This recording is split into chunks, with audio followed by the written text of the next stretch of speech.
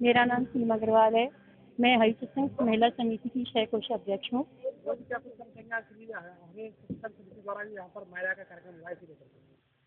आज हमारे मायरा का कार्यक्रम का समापन हुआ है। 3 दिन से चल रहा था ये, और प्रभु गौरदास जी ने बहुत अच्छी कथा सुनाई। आँख से आंसू निकलने की ही कमी छोड़ी ही नहीं, मतलब आँख से आंसू निकल आया। इतना अच्छा उन्होंने नरसी का बात को सुनाया कि ऐसा लग रहा है कि हमें प्रत्यक्ष दिख रहा हो, और हमारे मतलब आने वाले समय में ऐसे ही भगवान कृपा करते रहें और ऐसे ही भाग भरते रहें। यही हमें शिक्षा मिली है। धन्यवाद। संजय गोयल, संयोजक श्री हरि सत्संग समिति। 22 साल से हम लोग भागवत कथा और अन्य प्रकार की कथाओं का आयोजन लगातार करते आ रहे हैं। श्री हरि सत्संग समिति के तत्वाधान में ये कार्यक्रम हो रहा है। आज नरसी भात का अंतिम विश्राम दिवस है, और इसके बाद ही आज कथा का विश्राम हो जाएगा। पूरी कथा का मूल सार क्या निकला? मूल सार ये है कि नरसी भगत हुए हैं जो भगवान की भक्ति करते थे, और उनकी बेटी का भात भरने भगवान खुद आए थे। नरसी भगत के जीवन काल में भगवान ने उनको 52 बार दर्शन दिए। ऐसा एकमात्र नरसी भगत हुए हैं जिनको इतनी बार भगवान ने दर्शन दिए, 52 बार।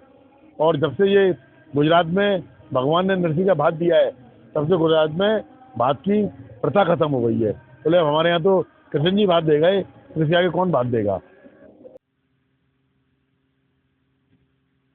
देखिए, गोस्वामी तुलसीदास जी ने रामायण में कहा है, भव सागर चुह पार जो पावा, राम कथा ता कह वृण नावा।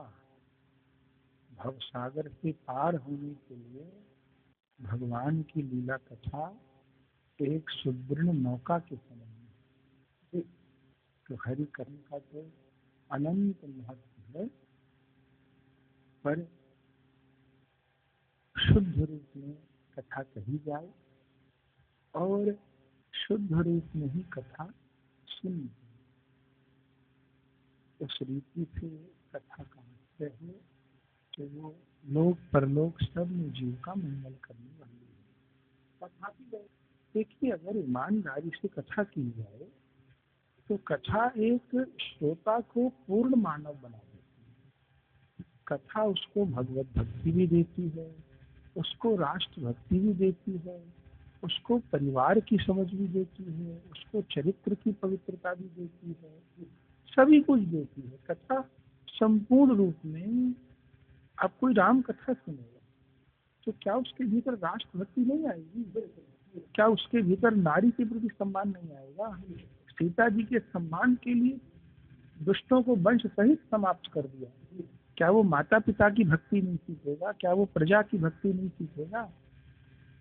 या भक्त माल सुनेगा? जितने भक्त हुए 99% भक्त गृहस्थ हुए। तो कैसे गृहस्थ आश्रम में रहकर के अपने जीवन का कल्याण किया जा सकता है, समाज को दिशा दी जा सकती है, ये सब कथा से ही है। वर्तमान में धर्म के प्रति आकर्षण बहुत बढ़ रहा है, मगर इसके साथ साथ इसके उलट देखें तो अधर्म भी बहुत बढ़ रहा है। क्या देखिए, वो हमेशा से ऐसा हुआ है। एक सिक्के के दो पहलू हैं। सर्दी ज्यादा पड़ती है तो फिर गर्मी भी ज्यादा पड़ती है।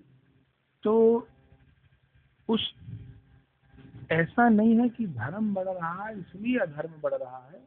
अधर्म तो बढ़ेगा ही, पर ये समझिए वो अधर्म इसलिए उतना प्रभाव हमको नहीं दे रहा है क्योंकि धर्म की ध्वजा लहरा रही है। जैसे सर्दी बहुत पड़ रही है तो सर्दी के स्वेटर हीटर भी बिक रहे हैं, तो वो स्वेटर हीटर सर्दी तो दूर बंद नहीं कर देंगे, लेकिन हमारा बचाव कर देंगे।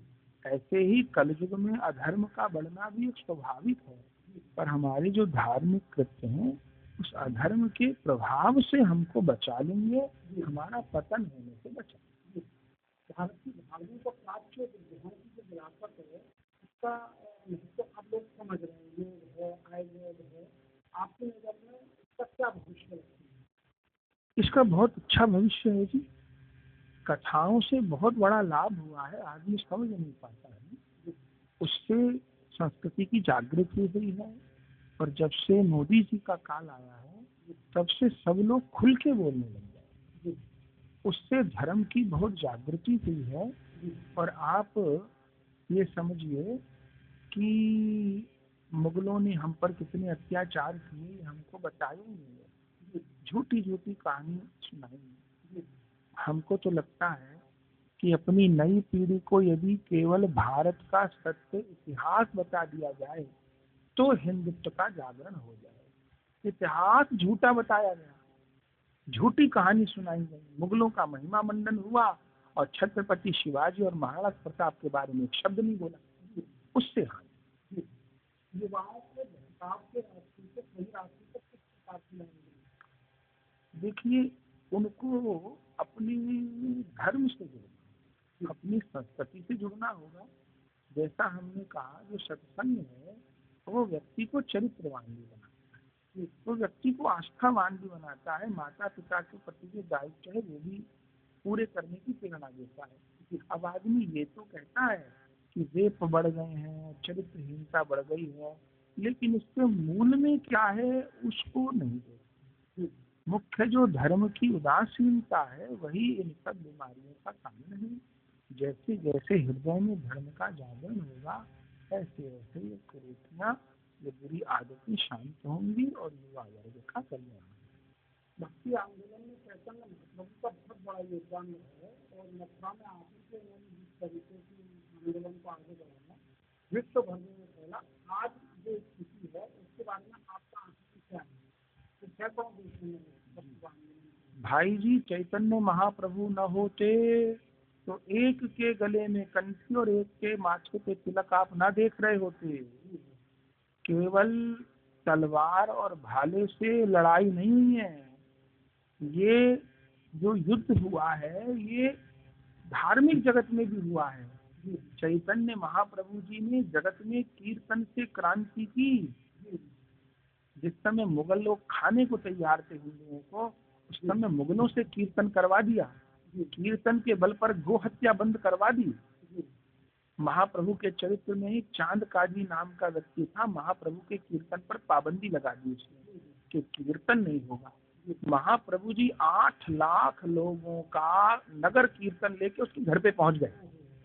8 लाख लोगों का नगर कीर्तन लेकर के वो नतमस्तक हो गया, महावैष्णव बन गया। आज तक नवद्वीप में उसकी समाधि है चांद काजी की। तो कितने लोगों का धर्मांतरण रुकवाया। महाप्रभु के एक भक्त हुए यवन हरिदास, खान उल्ला के घर उनका जन्म हुआ था। महान भक्त महाप्रभु के, हजारों लाखों मुसलमानों को उन्होंने वैष्णव बनाया, यवनों का उद्धार किया। महाप्रभु जी की तो कृपा अनंत है, पर बात यही है कि गंदी राजनीति ऐसी है भाई साहब कि जिन्होंने कुछ नहीं किया उनके तो महामहिमा मंडन हो गए, और जिन्होंने अपने प्राणों का उत्सर्ग किया उनको समाज भूल जाता है। ये एक बड़ी कमी है। क्या भारत फिर से सोने की चिड़िया और विश्व गुरु की पदवी प्राप्त करता? अवश्य अवश्य अवश्य इसी धर्म के पथ पर चलें। भगवान मोदी जी को दीर्घायु करें, योगी जी को दीर्घायु करें, हमारे संत लोग स्वस्थ रहें, इसी प्रकार धर्म का जागरण होता रहे। सोया हिंदू जाग रहा है, वह जागता रहे। हिंदू को सोने की बड़ी आदत है, हिंदू जाग जाए तो हर प्रकार की समस्या का समाधान हो जाए और अवश्य हमारा देश विश्व गुरु बन जाए। एक प्रसंग कल आपने सुनाया ईसा 3 साल ईसा मसीह जगन्नाथपुरी में रहे। आज तक किसी भी पंथ मजहब का कोई भी महात्मा, आप खोज के देख लीजिएगा भाई जी, कोई भी महात्मा को तब तक सिद्धि प्राप्त नहीं हुई जब तक ये हमारी आपकी इस भारत भूमि में नहीं आए। ये भारत भूमि तो भजन को सिद्ध करने वाली है, भगवान और संतों को जन्म देने वाली है। ईसा मसीह 3 साल जगन्नाथपुरी में रहे और असली बात यह है कि ईसा मसीह ने वैष्णव धर्म स्वीकार किया था। रोम में जो उनकी प्राचीन प्रतिमा है, आज भी उनके माथे पर वैष्णव तिलक विद्यमान है।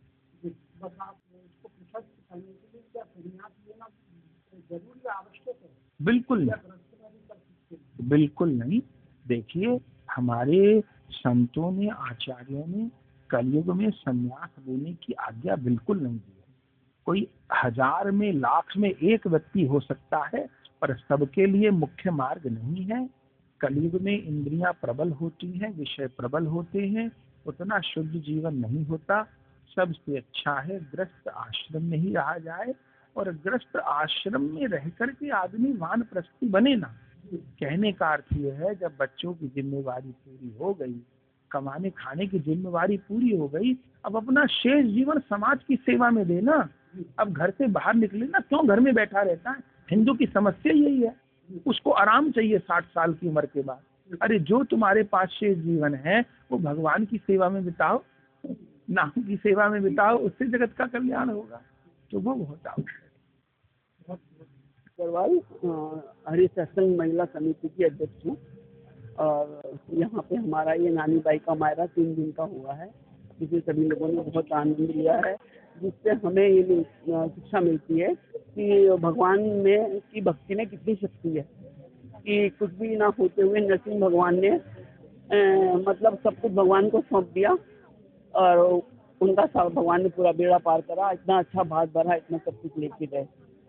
मैं हरि सत्संग समिति में सांस्कृतिक प्रभारी हूँ, और आज हमारा नानी बाई को मायरो आज समापन हुआ है।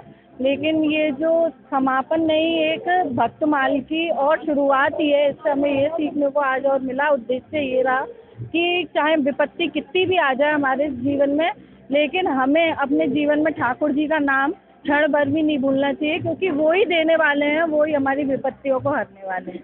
अपना परिचय देखिए। मेरा नाम रोहित गिल है, मनोज दौलतरामगढ़ जगत वाले के यहाँ से हूँ।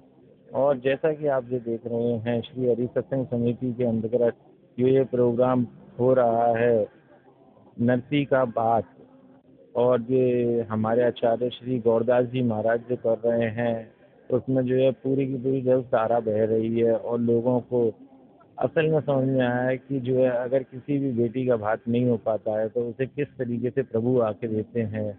और ये महाराज जी ने जिस तरीके से व्याख्यान किया है उसकी कल्पना नहीं की जा सकती है। और आप ये देख रहे हैं कि आज जैसे जिस तरह से रस धारा बह रही है और भात का प्रोग्राम हुआ है, ये वाकई में अपने आप में अलौकिक है।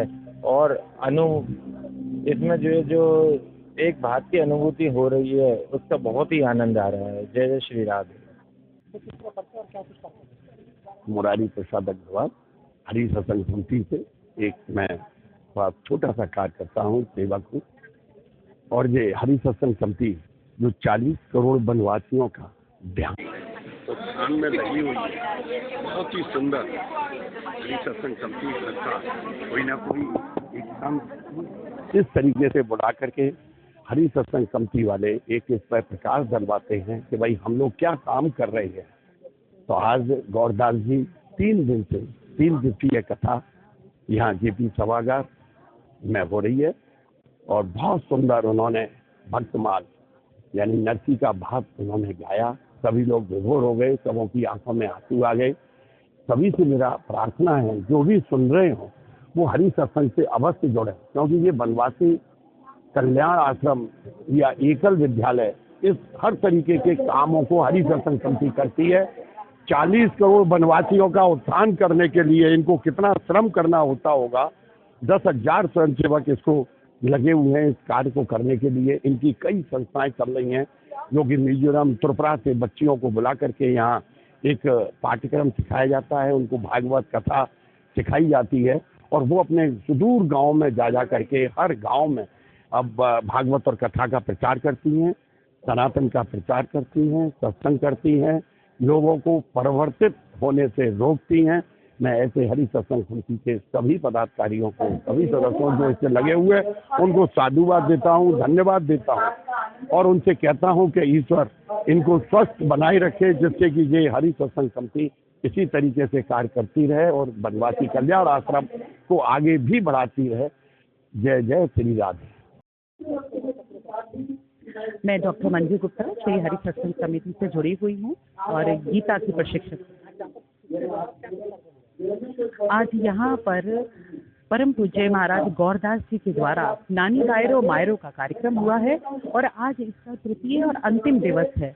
तो इस कार्यक्रम में सभी लोगों ने बहुत ही बढ़ चढ़कर उत्साह के साथ भाग लिया है और ये कार्यक्रम श्री हरि सत्संग समिति के माध्यम से आयोजित किया गया है।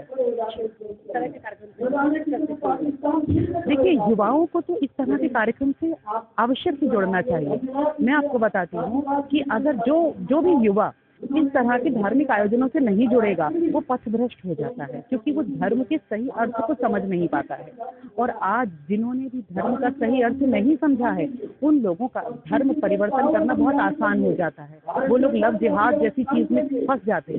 इसीलिए बहुत जरूरी है कि बच्चे धार्मिक आयोजनों से जुड़े, धर्म के सही अर्थ को समझे और धर्म परायण होने से जीवन कितना अनुशासित होता है, कितना संगठित होता है और सफल होता है, ये ऐसे ही पता चले। मेरा नाम उमेश बंसल है। मैं हरि सत्संग समिति आगरा चैप्टर का महामंत्री हूँ।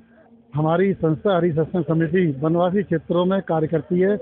जो भारत के वनवासी क्षेत्र हैं वहाँ से बहनें और भाइयों को जो हाई स्कूल इंटर पास होते हैं, जो शिक्षित होते हैं, उनको लाते हैं और अपने केंद्र पर, प्रशिक्षण केंद्र पर उनको भागवत सिखाते हैं, रामकथा सिखाते हैं और उनको फिर प्रचार हेतु, सनातन के प्रचार हेतु जंगलों में जाके वो प्रचार करती हैं। वनवासी क्षेत्रों में अपने अपने गाँव में जो कि चबूतरे पर जहाँ पर काफ़ी समय से प्रचार करती रही हैं और करते आ रहे हैं। तो उसी श्रृंखला में हम लोग आगरा से जुड़े हुए हमारे जो दानदाता हैं, इस कार्य में हमें सहयोग करते हैं, उनके लिए, उनको जोड़ने के लिए साल में एक बार हम लोग कथा रखते हैं, जिससे कि हमारे जितने भी दानदाता है वो इसमें आते हैं और धर्म का लाभ लेते हैं। धन्यवाद। सत्संग समिति आगरा से मैं कार्यवाहक अध्यक्ष भगवान दास बंसल, आपसे महामंत्री उमेश बंसल जी। आज तक किस तरह का कार्यक्रम रहा है, इसका मूल सार क्या है, युवाओं के लिए संदेश क्या रहेगा इसमें? ये कार्यक्रम एक तो में हमारा सनातन धर्म के स्थान के लिए, सनातन धर्म की प्रगति के लिए, उसको आगे बढ़ाने के लिए हमारी समिति काम करती है। तो इस कार्य के अंतर्गत जोड़ने के लिए कथा कराई जाती है। जब लोग जोड़ते हैं उनको मालूम होती है हमारा सनातन धर्म क्या है, क्या नहीं है, उससे फिर आगे इसमें हमारे धर्म की है। मैं महाराज जी के साथ पिछले लगभग 25 वर्षों से हूँ। महाराज जी भक्तमाल कथा, शिव कथा, श्री राम कथा, श्री भागवत कथा, श्री गौर कथा, दुर्गा कथा, सब कथाएं करते हैं और अपने सामने कोई भी किताब, कापी, पेन नहीं रखते। बचपन से 7 वर्ष की आयु से महाराज जी कथा कर चुके हैं, कर रहे हैं और ये उनकी 1522वीं कथा है। अभी हरिद्वार में 1500वीं कथा हुई थी, उसमें धीरेन्द्र ब्रह्मचारी योग ऋषि भी आए थे, पतंजलि के रामदेव बाबा, और खुद भाव में इतने खो जाते हैं, इतनी सरल भाषा में समझाते हैं कि बिल्कुल अनपढ़ से अनपढ़ व्यक्ति भी खूब समझ के आनंद लेता है। और